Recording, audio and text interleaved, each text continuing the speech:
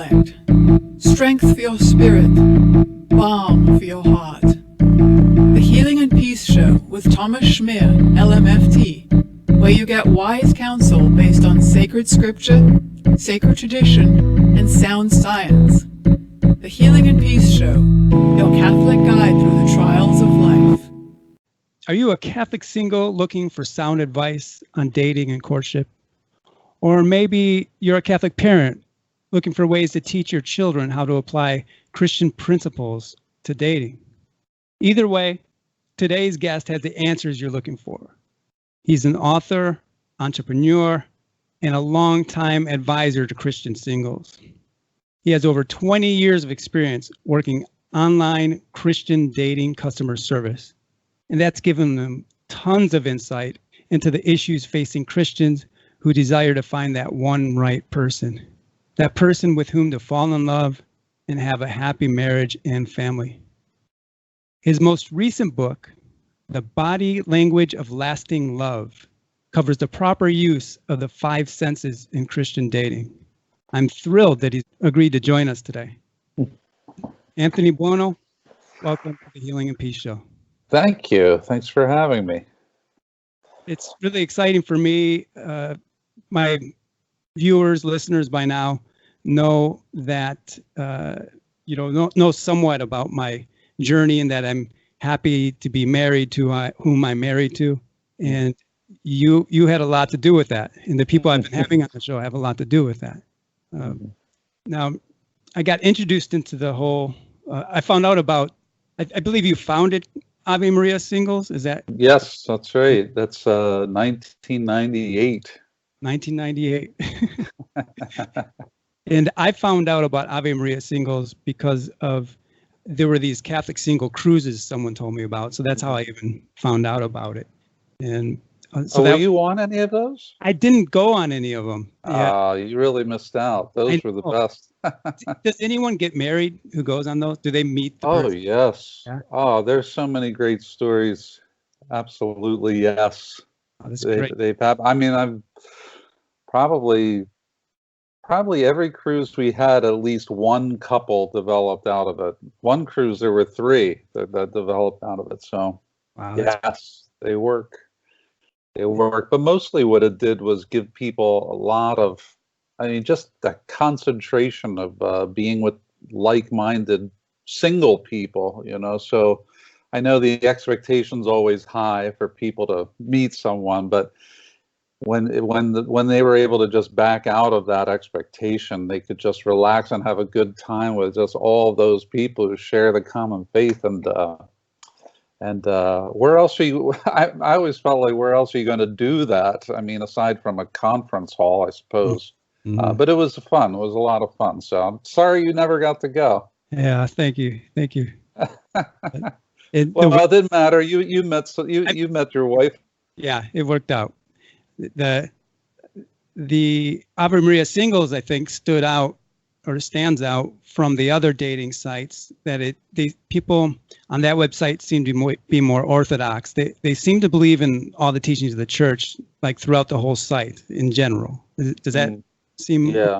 Yeah, and I think that's because, I know the other sites have those people as well, but you get a lot of the hodgepodge, I would say. You get a lot of mixture of non-serious people in the other sites because I think, the whole idea of a free trial period and what have you always, it always created a lot more work than was necessary. So I early on adopted the high membership fee that you pay right off the bat before you see anybody. And it was a great way of just keeping non-serious people off. So I think the reason why people experienced this concentration of so many people who took their faith seriously and took the pursuit seriously was because they knew everybody was in the same boat, paying that fee up front, that bigger fee, which really it's not that it was cost more, it's just that you paid all at once.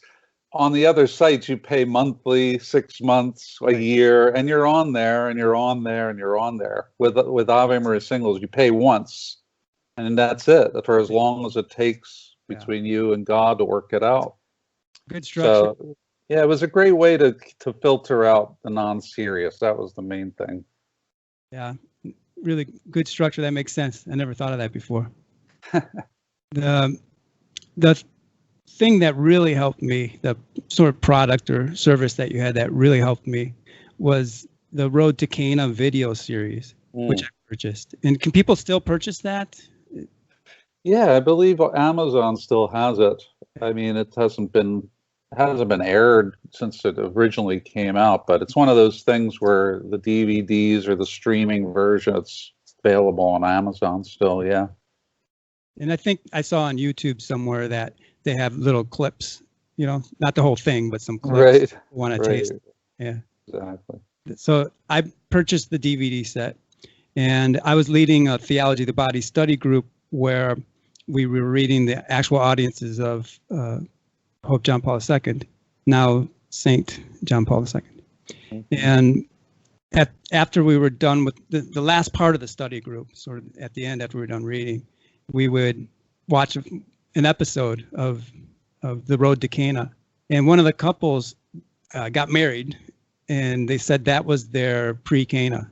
Was that? Yeah. Joseph.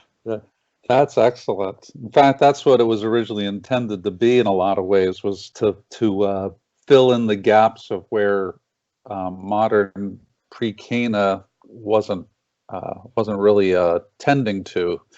You know, I don't know, it's been a while, but I don't even know what they do anymore. But when I was going through it, it was just like 2 days. You just 2 days, and you mostly talk about finances and communication, and it's like there's a whole lot more to it than that. Prepping. So that's wonderful. So you benefited from that. I think I remember, wasn't I there one time?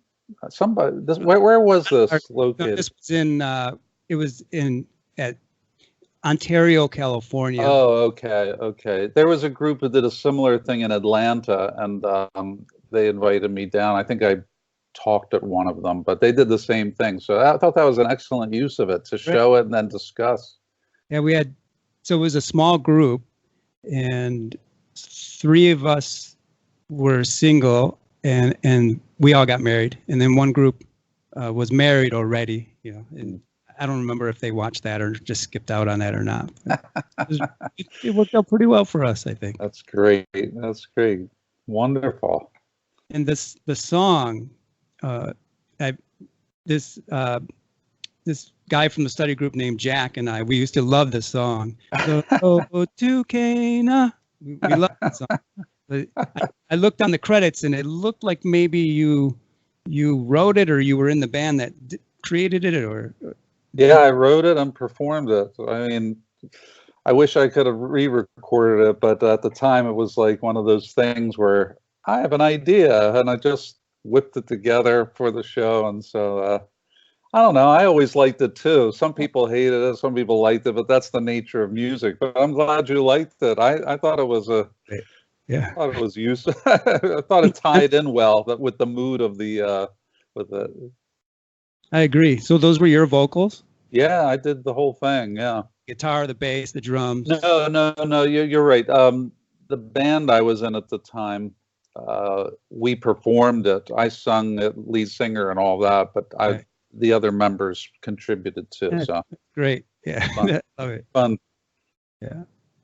And then, so they have. I see that you have a website, Anthony J. Buono. That's a new one to me. I used to go to your 6 Stone Jars old blog site, which was that's I think that's still up, but I stopped writing on that many years ago because honestly, I said everything that needed to be said, at least in the blogging component of it. So now I've turned to writing about very concentrated themes as I have time to do it. Mostly, I finally found a little bit of time this book has been in the works in my mind. I've been wanting to put it out for years because I've heard it really was the most popular thing on my blog. People love the whole that concept of the 5 senses and dating, and I don't know. It's like I got to put this in a concentrated way, not just on blog posts. So that's what I did. So I am planning to do a series of other things like that, but this was the first one. But anyway, back to your point, the blog was very useful over the years because as I was working with people, things would come up, and instead of just simply answering people directly, I used the blog as an opportunity to just answer the question, and then everyone else could benefit from it. And then it got to the point where the same questions were being asked all the time, and I'd just simply direct them to the page on the blog that had that. And then finally, it just was like, I said everything I wanted to say, so I stopped writing on it and just started directing people to the information that's already there. So does that make sense? Yeah, it does. Yeah, it totally makes sense. It's kind of streamlined the answer. Yeah. Yes. And now the new website is just simply a landing page to promote this whole new concept I have of writing these books for the vast Christian market. Because as I was telling you as we were prepping for this, what I really found, I mean, even though I worked with Catholics primarily all those years, the issues they had were mostly at a practical level. I mean, marriage itself is a very practical sacrament. I used to tell people this all the time. It's really not about specifically Catholic things all the time. Most of the time you're dealing with issues like communication and finance and temperaments and and in this case body language. It's really just communication and nature, understanding nature, your own nature, and then understanding how to notice these things, and then how to work with the other person. I mean, these are all things that every human being needs to do, so I'm not after every human being, but there are Christian principles that have to be applied to these things, and not only Catholic, but for every Christian, I think these things apply to. So I sought to take the knowledge I gained over all those years and try and help Christians at the common denominator level, if that makes sense. There's a common denominator between Catholics and our separated brethren who we all share these things as human beings as we're trying to date and be Christian. So I figured I'd reach out a little broader. Yeah, when I was dating to marry, I thought all I needed to do was believe in all the teachings of the church, and just make sure we have a chaste courtship. And I thought, then we'll be sailing through marriage. Then I got married, and that's when I found out the thing you're talking about. Oh, there's more to it, isn't there? Yes.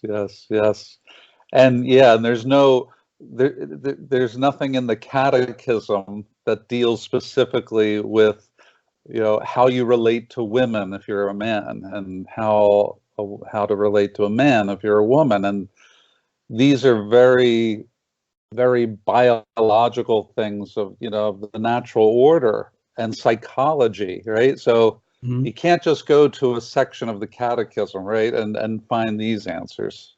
Yes, I became a therapist basically after I got married.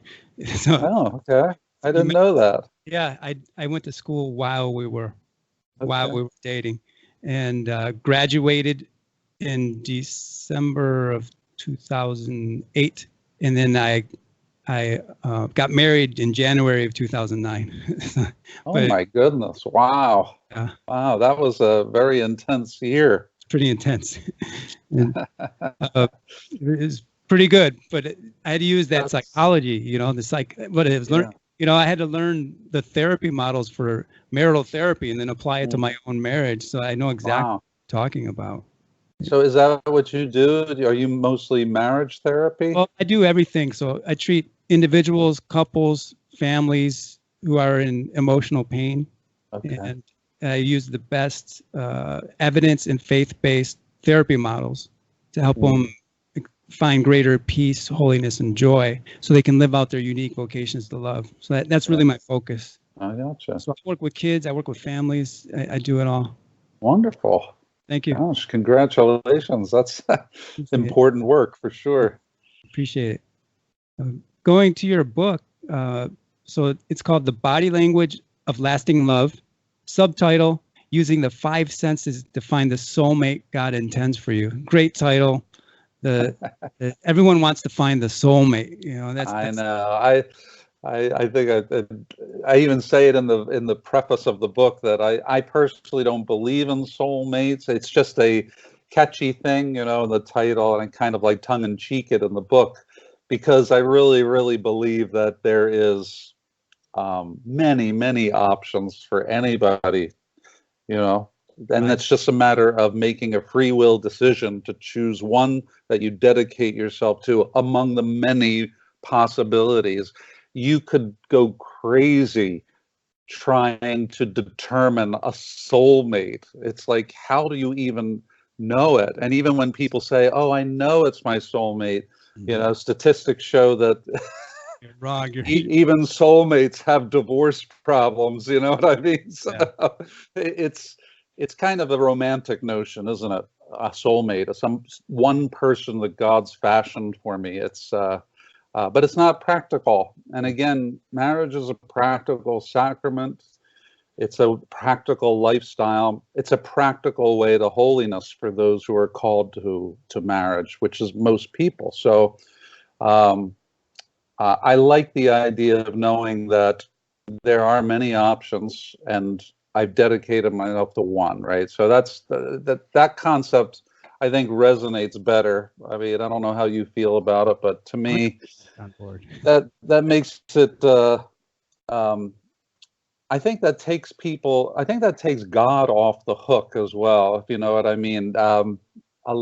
In my 20 years of working with single people, I cannot tell you how many people would say, well, she's great, she's holy, she's got a great personality, you know, all these great things, but I don't know. I think God might have somebody else in mind for me, you know. And it's like, what are you, crazy? You're waiting for a phantom person when this wonderful person is right in front of you, a gift from God, really. I mean, God puts people in our lives, and our job is to notice them. Mm-hmm. And the excuses, and then they throw God under the bus, you know, God has somebody else in mind. Very convenient, isn't it? The God of my mind, the God in quotes. That's right. Anyway, that was a long-winded way of talking about soulmate and the title, but the rest of it is very interesting. I like the idea of the senses. It's you know, everything that we learn about a human being or anything in life really has to come through the senses. So it's great. It's great to notice how the senses play a role in how we find love. And I guess that's what I attempted to do with the book. Yeah, when you mentioned the five senses, I immediately thought Aquinas's 5 proofs of God's existence, and using the 5 senses to come to know creation, and through creation we'll know God. And then I know he was inspired by Aristotle. So I thought you had the Catholic mind when you wrote it. I know it's a Christian book, but I see Catholicism, or that Catholic philosophy influencing. Yes, well, let's face it. I mean, us Catholics, those of us who are Catholic, understand that all of the deep realities of life, psychological, emotional, physical, are all Catholic, meaning universal, right? It's so all that is always underlying. So what's that? Up for a little bit. Can you repeat? Oh, okay. What I was saying is that those of us who are Catholic understand that all the elements of life in our existence are very.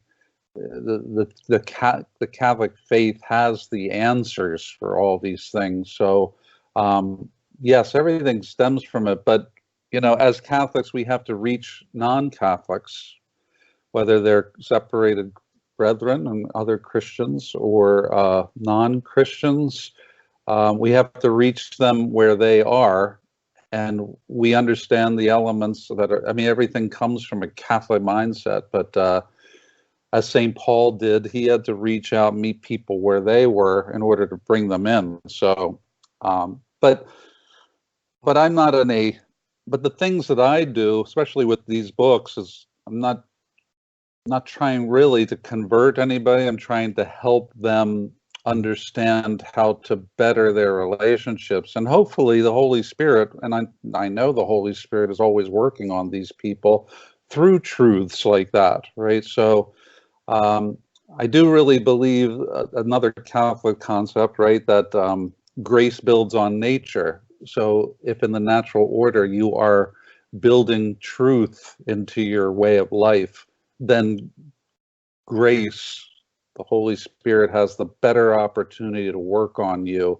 And that's his job, to convert people, really, in the end. So, so I think you're right. I can't help talking from a Catholic foundation, even though I put that in wording that is more universal for people to understand and relate to.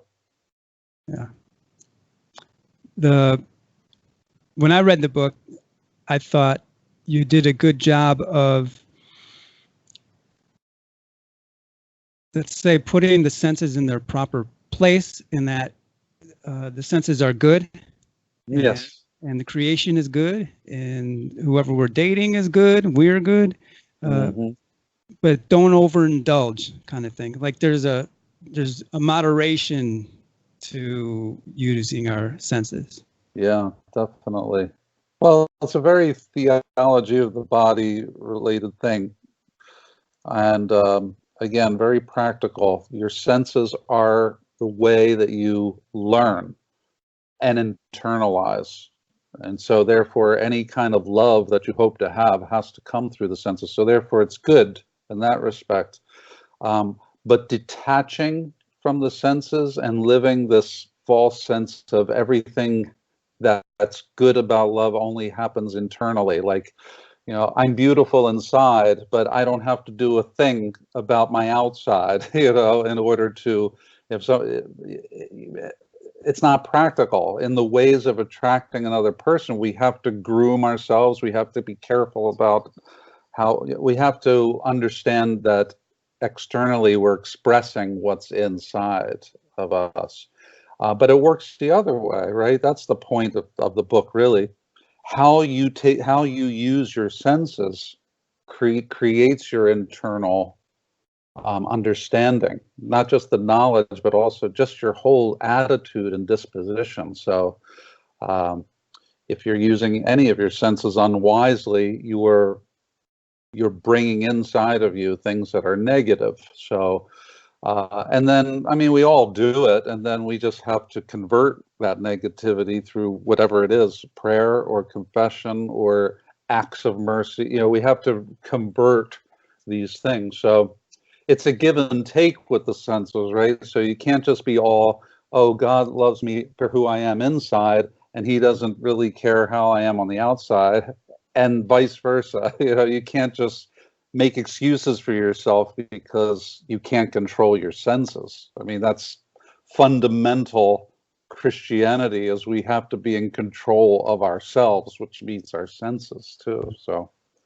makes sense. No pun intended. With the sense of sight, can you tell us a thing or two about what you wrote about the sense of sight? Yes, sight probably, I hate to put importance, they're all very important, but I think sight tends to be the most vulnerable because it seems to be the first line of defense, right? So what we take in through our eyes, and our eyes seem to be always the most active as opposed to our touch, and I'm sure our hearing is too, but the windows of the soul, that's what I always think about when I think of eyes, the windows of the soul. So, again, being practical about it, a man always has a choice to make with his eyes. He can, what he's looking at when he's looking at another woman. Is he being kind about how he looks at her, or is he being, lustful by overindulging with his eyes, or, and of course, maybe even pornography, things like this. You're hurting your internal by using your eyes in distorted ways for sexuality, and again, whatever you take in is recorded and it's in there, and you can't get rid of it. So you always have to, they're weeds now, those negative things. So you always have to be converting your eyes to overshadow those weeds, but in the book, like I said, we're talking about how we use our eyes when it comes to the opposite sex, right? So are we pure with them, or are we, to use your term, the overindulging with, trying to, or are we negligent? Like, we don't look at the person when we talk to him or her. We don't give them that eye contact that is so, I think, important to making the connection. Are we on our phone while we're having conversations with someone we're on a date with? I mean, you're always communicating non-verbally. You may say one thing, but your actions are always speaking something else. So if your eyes are diverted and you're not giving someone the full attention, it's natural that that other person's going to think something negative about you. Like, this person's not giving me a proper attention. Or you're looking at other people as you're across from them at the dinner table. It's like, with a football game. Yeah, yes, exactly. Or like, get out of my way, I'm watching the game, Yeah, I hear what you're saying. The eyes and what we do with them and what we don't do with them, right? So very important. Yeah. I guess that's a good example. Yeah, that makes sense to me.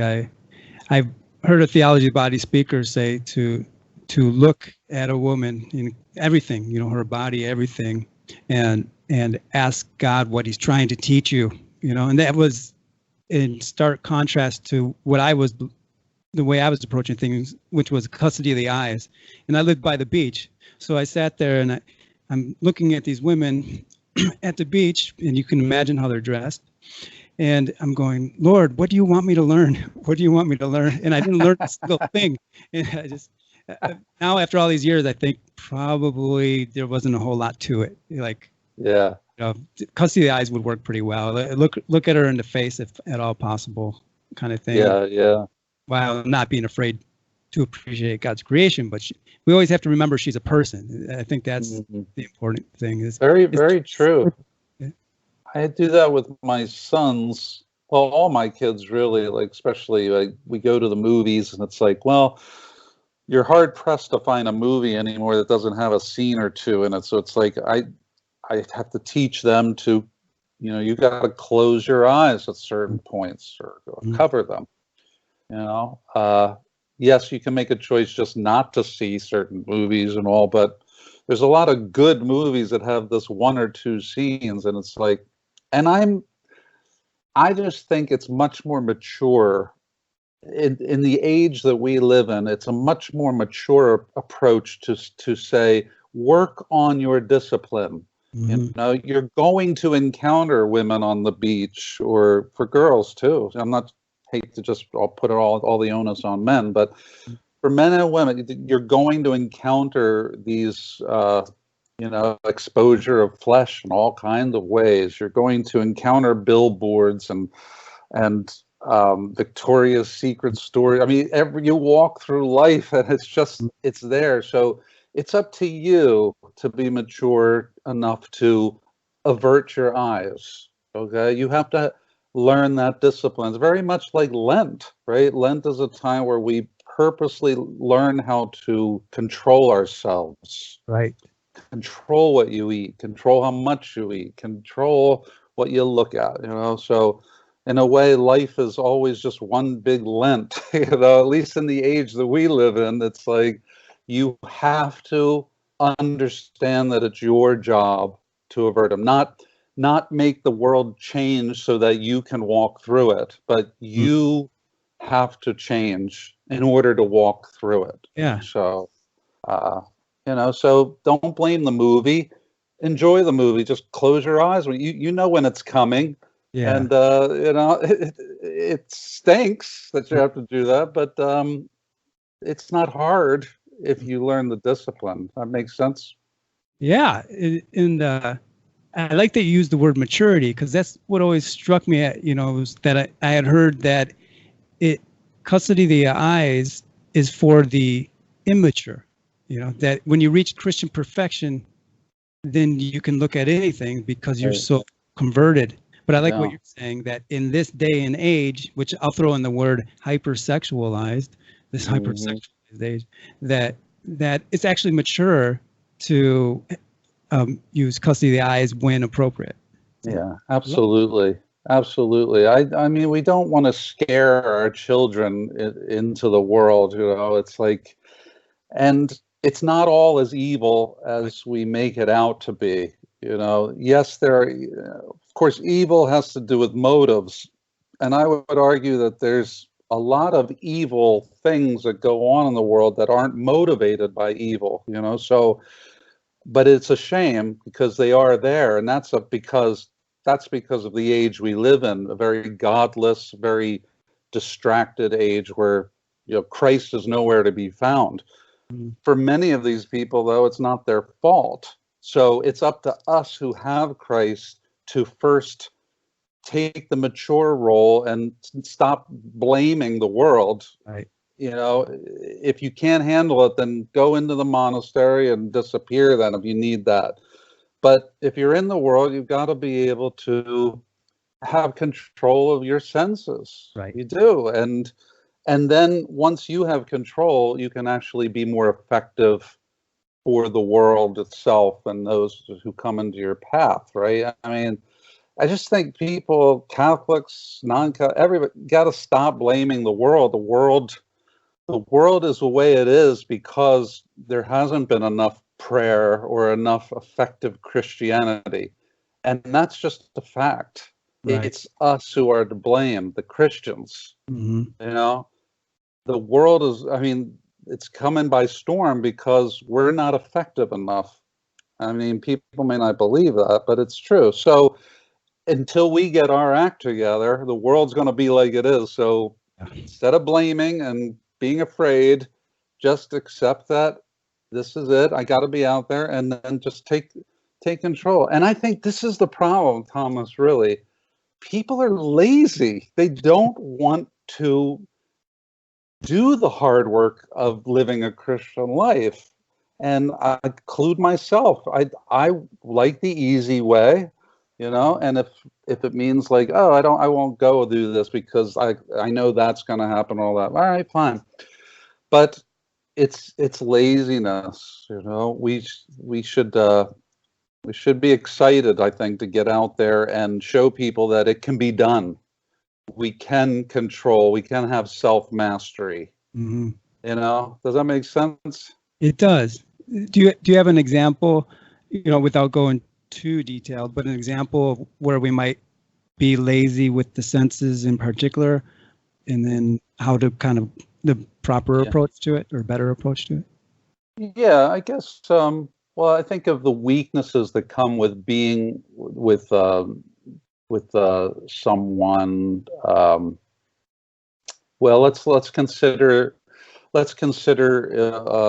if someone is dating another person, and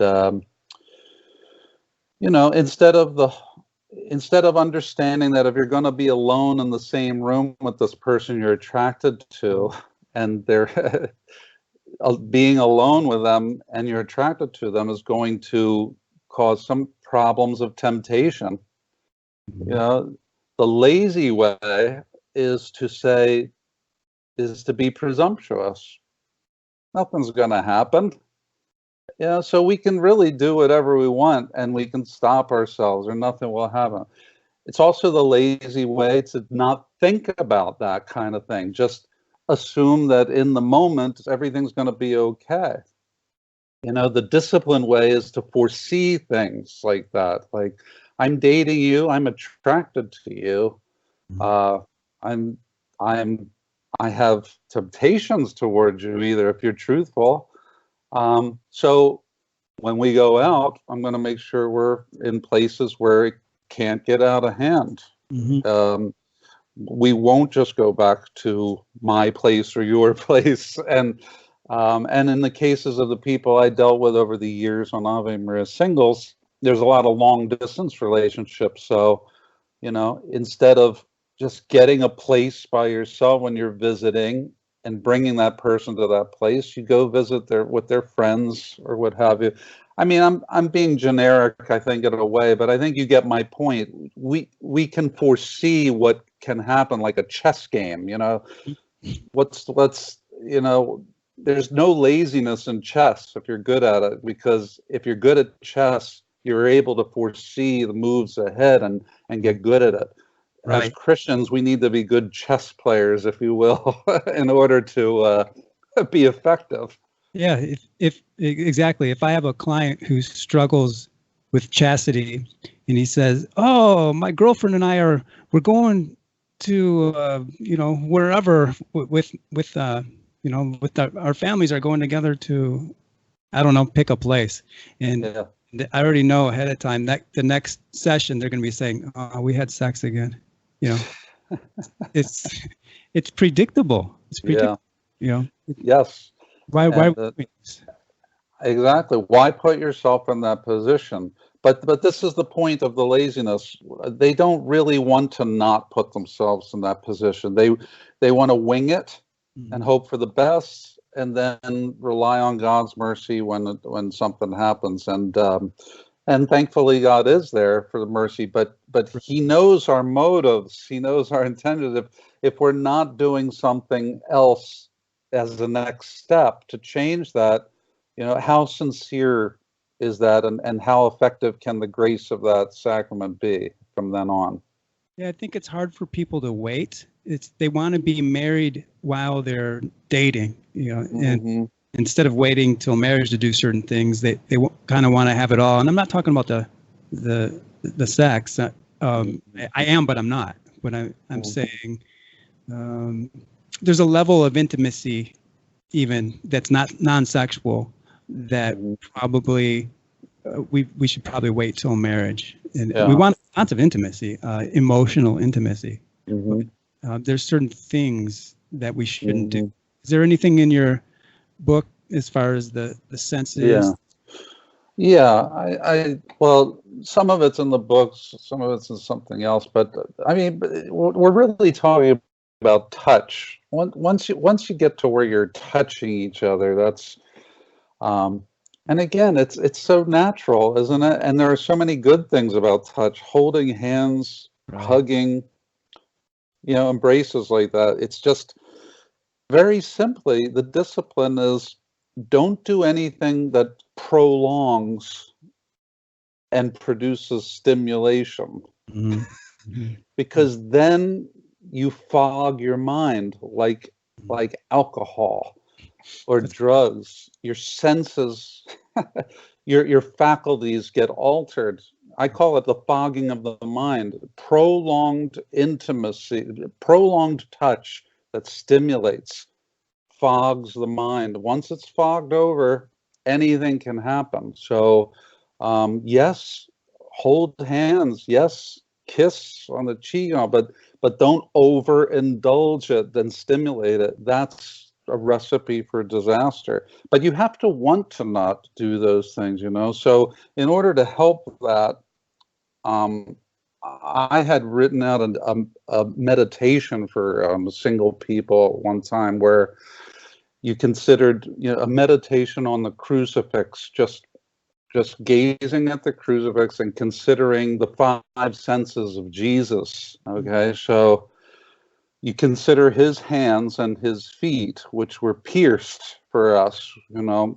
So, you know, what have you done with your hands? Where have you walked with your feet, you know, that are in direct that are directly contrary to what Jesus used his hands and feet for on the cross. So when you've overindulged with your touch, consider he who, mastered himself and what his mission was. He could have stopped that. His heart being pierced, his head, our mind that gets all fogged over, his was crowned with thorns, and there's a lot you can do with just meditating on the crucifix over the five senses that Jesus had in the human nature he took. And he experienced them, he even felt them, but he had to master them. Well, did he have to? I mean, he was God. He had mastery over it, but he was always giving us an example, always. And so, but I think you can really not only feel guilty, healthy guilt that leads to conversion of your senses by meditating on the crucifix about, compare what you've done with your hands and feet to what he did with his hands and feet and head and heart. It changes you when you get into that routine. You start thinking about other people differently when you're dating them, and even in your marriage. Can't do it in marriage either. Certain things and overindulged. You know what I mean? You're married man. I'm a married man. It doesn't mean you have free reign. You still have to be charitable with the other and respectful and all these things. So we can get overboard then too. So you're not off the hook when you get married, right? You go through your whole life learning these things and dealing with them. Yeah, I see it as preparation for marriage. It's like building the foundation of virtue that's going to help you through marriage. Absolutely. Yeah. Very true. Yeah, I mean, that's the whole point. Again, with my teenagers, I'm like, they're like, you don't want us to date, or I'm like, no, on the contrary, I want you to date. I want you to practice. I want you to practice not being alone in a room with someone you're attracted to. I want you to practice that maturity, because it's going to come in very handy as you get older and you get more serious about your life and your vocation and then living it. Practice makes perfect, but we don't want to, I don't want to send them out to the wolves either, but so I'm very careful to use the right wording of these things and steer them the right way. And this is a big problem with parenting today. There isn't enough of that being done, helping steer these kids. And for Catholic parents, sometimes they're either just make them afraid of everything so that they feel guilty about everything, or don't do anything at all and let them figure it out. And, but it's the in-between balance and it's hard work. Again, laziness, the lazy way out is one of the two I just said. Mm-hmm. Hard work of parenting really pays off, so I don't know how I got on that, but it means a lot to me. You're you could say a spiritual father to everyone who's reading your book and to everyone you've touched over the years with your blog and other ministries. And then you are a father. And so I was wondering, like, why were you meditating on the wounds of Christ and the five senses in the first place? And I didn't know if it was for your own love life, or was it for your kids, because of the people you talk to? Well, honestly, it's it's just something that, God inspires you as you do whatever work you do. And I'm working with single people. I was always looking for ways to help them, because their pleas, the plight they have, and it can be really desperate and torturous for some of them. Like, what do I do? How do I meet the right person? What have you? And my anthem was always, you got to change yourself. You got to work on yourself. You got to be the person that you want to attract, the person who you want to attract. You got to be that person that they want. You got to work on yourself and be worth the type of person you want to meet. And people don't want to do that. They want to just stay how they are, and they want somebody to see that and love them and all. So A lot of hard work. So you start trying to come up with things. And just one day I was inspired to that while at Mass. I was just like, well, gee, there's Jesus hanging there. There are his five senses, and I was really overwhelmed at that moment of inspiration about the comparison of myself and what I do with my hands and feet and head and heart and what he did. And I felt that good guilt. I felt guilty that I can't take up my cross and follow him and can't be, you just go deeper. And then I came up with it. And, it's just, that's how these things happen. I'm sure you have that in your own work. Yeah, that type of thing. Exactly. Absolutely. Yeah. And I was never on social media until May at all. And it's all brand new to me. And so now I'm trying to tweet. You have to tweet these things that are insightful and wise. That's I've learned. So then I'll be meditating on the Bible, but I want to apply it to myself, and I am, but I'm immediately thinking like, this is tweetable. Yes. That's great. Yeah, what a world we live in, right? We got to tweet things and stuff. That's something. But that's great. I mean, you're embracing the way it is now, being mature about it, and moving forward, doing the work. It's hard work. Social media is hard work. Oh gosh, it's too hard actually. But that's where the people are a lot of times, and yeah. What are you gonna do what are you doing to promote your book? What's your plan as far as social media? I see that you have the landing page. What are some other things you're doing? Well, it'll be unimpressive to you to hear that I really don't do anything. I kind of have, it's not my livelihood anymore. I mean, I have 7 kids and all coming to college age and all, and there's really no money in books. I hate to put it in that framework. But I do have things to say in that framework. So when I put this book together, it was just something I just had some time to do, and I wanted to get it out there. So now it's out there, and I don't know what to do with it any further with the little time I have to promote it. So, but I just figure, every once in a while somebody finds it. It seems maybe I should be doing more, but I just don't have the time to. Does that make sense? So. It's just one of those things, and you're so right. Putting out a book, that's in a way the easy part, but getting it out there for people to know about it and all, it's extremely intense work. It takes a lot of time and ongoing time too. So I'm too lazy. There's the lazy again for the book. But it's just a very, very side thing. So because I really want to put out, I have 10 books I want to put out in this Lasting Love series. So from what I hear, when you have a series, it helps things catch on better. So having this one-off book isn't going to be that good. But once I get the second one and then the third one and then it's like they play off each other, promoting each other as people find it. It's like a domino effect. So I'm hoping that will happen, and it'll be fruitful at least somewhat. And who knows? I don't know what tomorrow will bring with that. But for now, I did it. It's out. Yeah. I don't know what to do next. Well, thank you for the gift. And also, we ran out of time today, but thank you for sharing your expertise on Christian dating today. Thanks for being with us, Anthony. My pleasure. Thanks for having me. It's great to be with you.